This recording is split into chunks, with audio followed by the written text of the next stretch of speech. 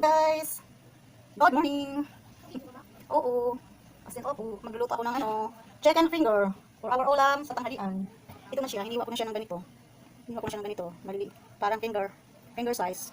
And then, tinimplahan ko na siya ng seasoning and magic syrup. Hindi ko na siya nilagyan ng hindi ko siya nilagyan ng lemon or calamansi kasi ang aking anak ay bawal sa kanya ang maasim. Kaya, magic syrup na lang at nor seasoning ang nilagay ko. And, konting salt and pepper to taste. Tapos, all-purpose flour, 2 eggs for cooking. Yan ang 2 eggs. Binat ko na yung eggs na. Tapos siya. Tapos, yan na. Cooking oil to fry. Cooking oil to fry. Yan natin. Painitin natin para.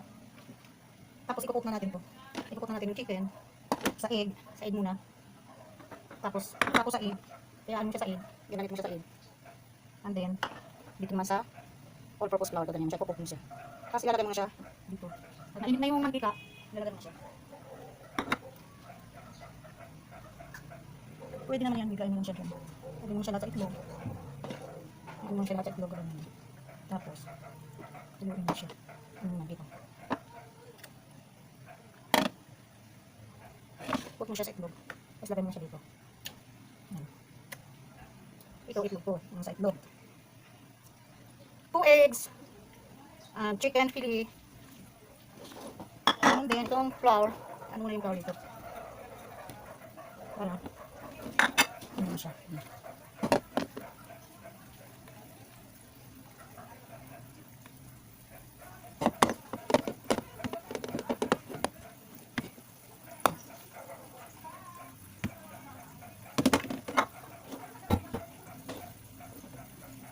Tapos, ilagay mo na siya sa mainit na, ipa-fry mo na sa mainit ng mantika. Yan na siya. Ipa-fry mo na siya sa cooking oil. Hanggang mag-brown siya. Pag brown na, baliktarin mo na siya. Simple life, simple living. Binaliktad ko na siya. Kung gusto nyo mas crispy pa siya, pagka naahon mo ito. Ayan guys, luto na siya.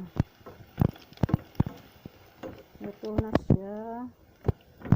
Pag gusto mong mas malutong, pwede mo siyang ulitin.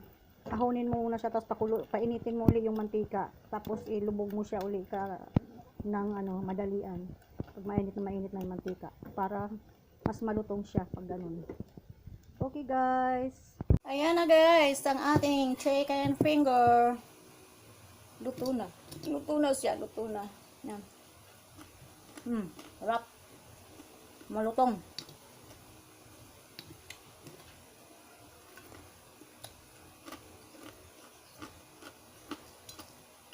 Chicken finger.